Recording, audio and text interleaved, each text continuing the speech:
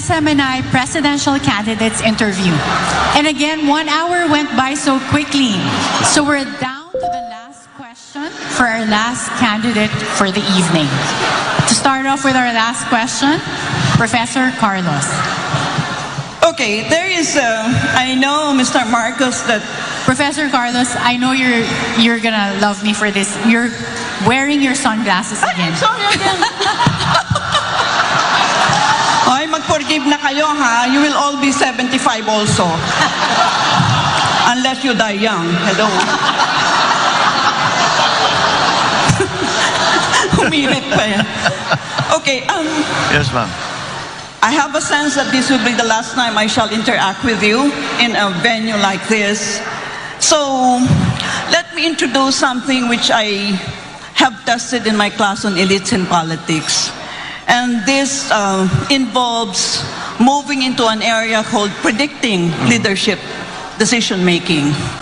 So I hope you don't mind if I give you 3 short questions, but they are related to each other. And it will give our people a chance to know you in terms of your leadership style. The first question is, do you think that you're basically an optimist rather than a pessimist? Number 2, do you think you are basically a high-risk taker rather than a low-risk taker? You'll notice the 2 are related. And the third question is, do you think you are Machiavellian? Well, the first question is if I'm an optimist or a pessimist. I'm essentially an optimist. And the reason I'm essentially an optimist, because especially when we talk about the country, we are optimists. I am optimistic because our biggest asset is the Filipino people, and I try to be very objective about it, ma'am. I have traveled all over the world. I have not met a better people than Filipinos in every possible way. Am I a risk taker or not? When it comes to national issues, I tend towards the conservative only because a mistake will cost so much suffering to so many people. In other words, you have to be very careful with the decisions you make. And it's not something that you do offhand.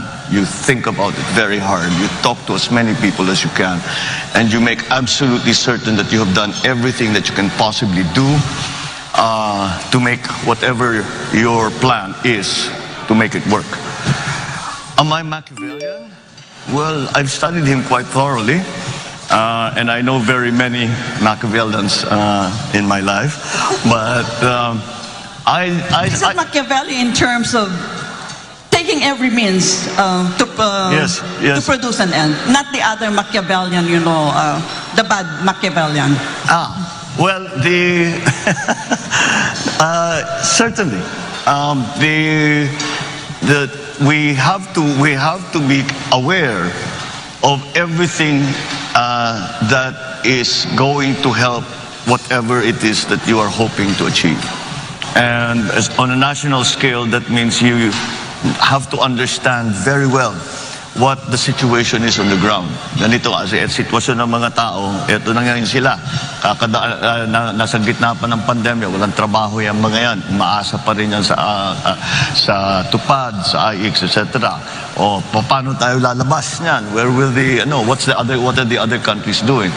Kailangan maging maingat So I suppose in the same sense, as you say that these questions were related, it's a way of being careful and being very, very knowledgeable about what are the things that have to come into play so that you will achieve success, whatever that success, however you define that success. So in that sense, yes, ma'am, I am a Machiavellian. Yeah, thank you. In future, if you have time, please come to the university and I will discuss with you. It's called the Operational Code Construct. Thank you very much. Oh, I would love that. Thank you so very much. Thank you.